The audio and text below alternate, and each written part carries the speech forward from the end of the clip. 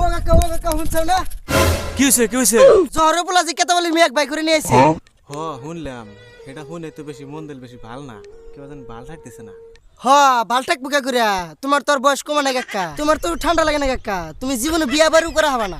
ঠান্ডা ধরলে বেনি কি করবো রে বাঁচতে 25 বছর হয়ে গেল আজ পর্যন্ত একটা চেংড়ি পড়াতে পারলাম না। আমার কাছে পয়সা করি নাই রে ভাইস্তে, কামাই কাজু নাই, বিয়াটা করি কি দিয়া?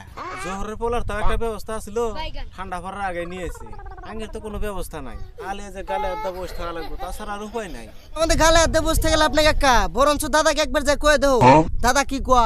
কইছিলাম আমি করি আব্বার বর্ষা, আব্বা করে আমার বর্ষা, ওকে নাগলা হিল্লা দিন কি আছে বাইকের বিয়া করার, যে গেতে বেশি বগলে যাই প্রপোজ করি সেই গেতে রিজেক্ট মেরে দেয়, কয় বুড়া হয়েছে। যখন সময় আসলে তখন উল্লেখ করবার তো নাই, এখন তার উল্লেখ করে লাভ নাই, কারণ এখন গেতে বেশি প্রপোজ করলে না তো করবোই, কারণ বয়স বাড়ি গেছে গা, এখন খালি মাথায় বাড়ি। এখন আর কি করবো কাকা, উপায় তো আর নাই, দেওয়া ঘুরে টুরে আসি না, মেয়েটে পাওনি।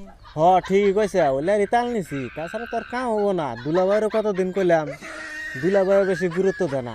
একটু পাত্রে আছে কাকা, দুটো পোলা হানালা কেবা দেখা যায় ভালো দেখা যা, অসুবিধা নাই, পোলাহান আছে চলবো, এই বয়সে পোলাহান বানাবার নিলে বহুত খাটনি করা লাগবো, দরকার নাই, পোলাহান আলাদাই ভালো হবো, কারণ মেশিনও অত ঠিক নাই, কে মেশিনও খারাপের মধ্যেই গেছে। এখন তাহলে কাকা তুমি কি করবা?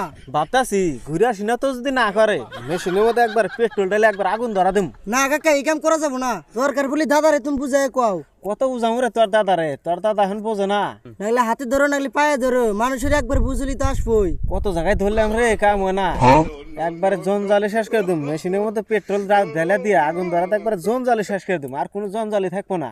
থাকো কাকা, তোমার পক্ষী কি করো করো গা। শালা ভাইস্তে তুই আমাকে রে কস।